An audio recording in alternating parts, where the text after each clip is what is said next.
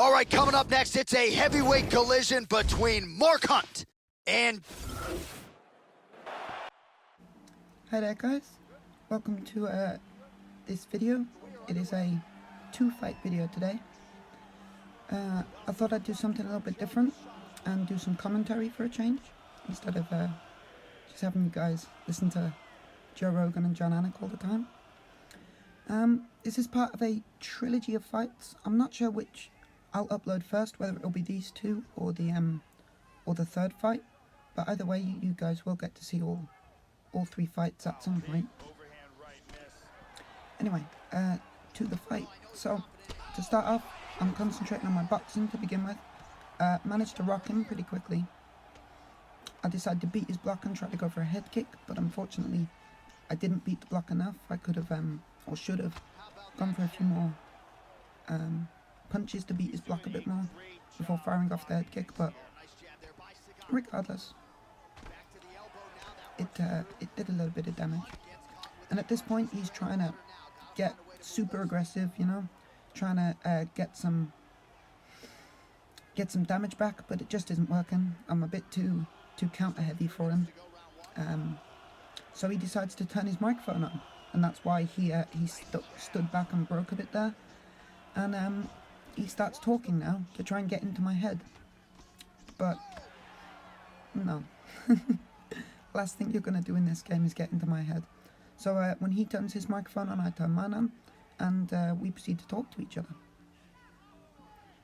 I can't remember exactly what was said, but it was something along the lines of him continually asking, you know, oh, come to me, come fight me, bring it to me, and I was just like, nope, you gotta come here, friend.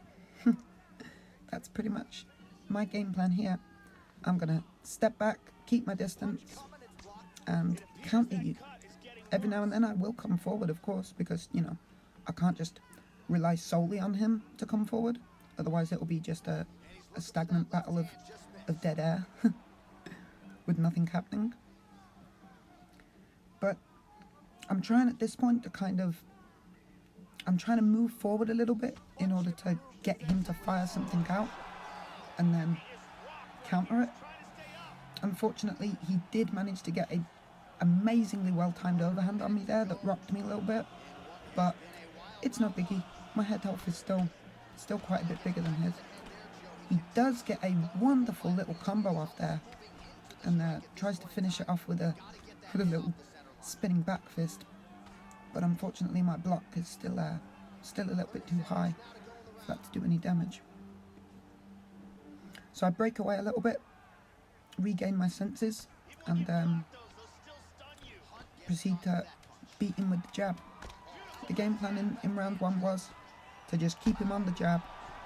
You know, with Dos Santos's reach advantage, it's much easier to counter off the jab than it is to try and, you know, go in with a hook or an uppercut or an overhand or anything like that first.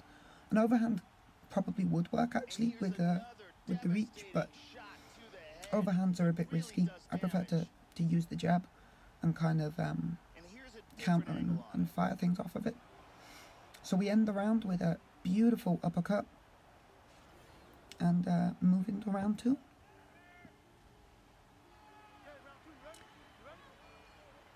So the game plan largely remains the same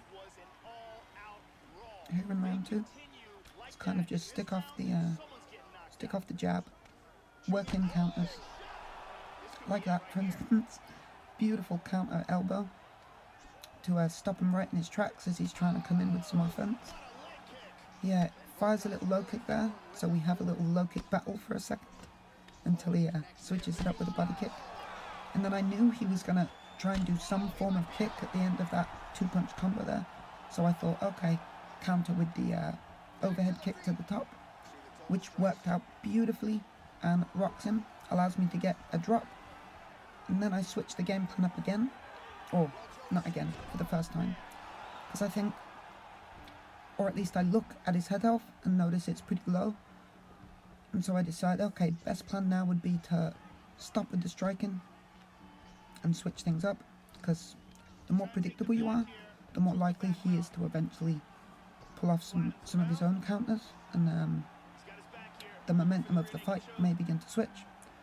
So in order to avoid risking that kind of situation, I feel wrestling is the best option at this point.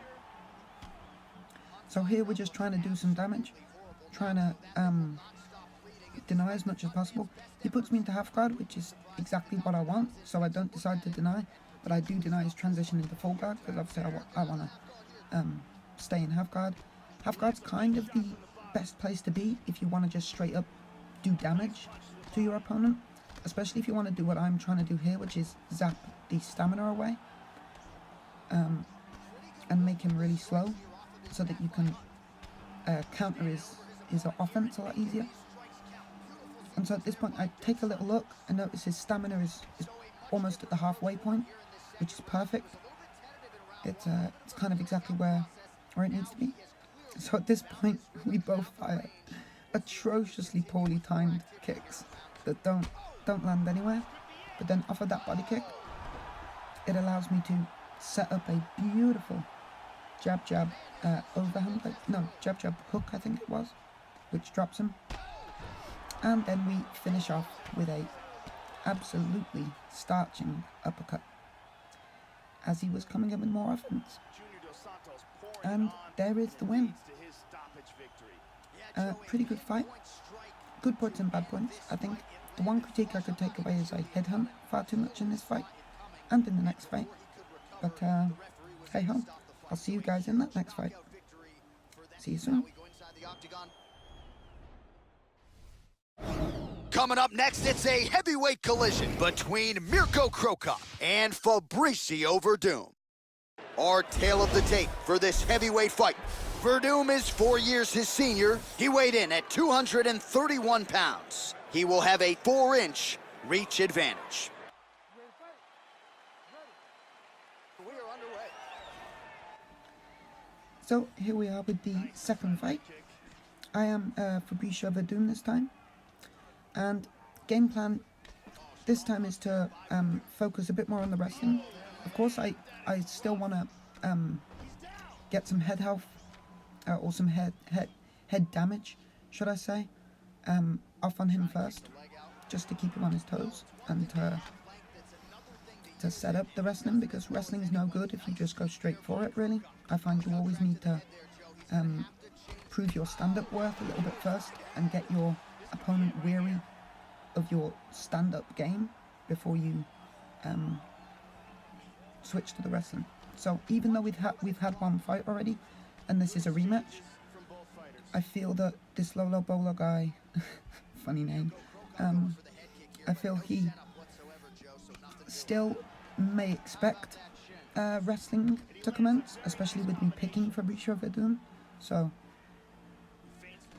we stick with the same sort of game plan we had in the first fight with distance and counter management. He switches his game plan up a bit this time as well, though, and he goes with a bit more low kicks this time. And my critique for me for this fight, apart from obviously too much headhunting yet again, is I kind of just decide to eat the leg kicks, which is unfortunately in any fight it's a poor decision, but in this fight it turns out to be a pretty badly poor decision, because at one point he does fire off a leg kick and briefly rocks me in the leg, which is never a good situation to be in an MMA fight. So yeah, best to avoid leg kicks with distance management, or worst comes to worst, block them. I know blocking leg kicks can be difficult for a lot of people, because it's one thing to keep your finger on R2 at all times. It's another thing to keep that second left-hand finger that's often being used to set up strikes and whatnot, to time it perfectly to snap L2 to block things. I know I certainly find it a little difficult at times, but regardless, it definitely is better to block them than to eat them, as I decided to do in this fight. But back to the fight. Our boxing works out. We manage to get him rocked and up to the cage, and once he's up to the cage I decide, okay, now's where I need to clinch and work him in the wrestling. So I make sure to keep him on the ground for the rest of this round, and just working some body strikes and head strikes. Zapping away at the stamina is always kind of my #1 priority in fights. If you can get rid of your opponent's stamina, they become, for lack of a better term, useless in the fight, you know? Their shots become laboured, any takedowns they try to fire become really slow. It all just becomes very taxing for them to kind of do anything in the fight. Even to sort of move away from strikes becomes really difficult when you're low on stamina. So it's always a good idea to focus on beating away at your opponent's stamina as much as you can. But apart from that, I don't really have too much more advice to take away from this fight for you guys. It is pretty much just mix things up, get your opponent afraid of your stand-up game, because at that point it'll be much easier to initiate wrestling than if you go straight for the wrestling, because as I say, if you do go straight for it, your opponent will anticipate it, especially with a character like Verdum, and they'll, you know, 9 times out of 10 be able to stop you in your takedown offense. And as is being proven here, he's expecting the takedowns, so he is managing to stop it. But as the saying goes, third time lucky. I managed to get him down on the third failed kick attempt of his.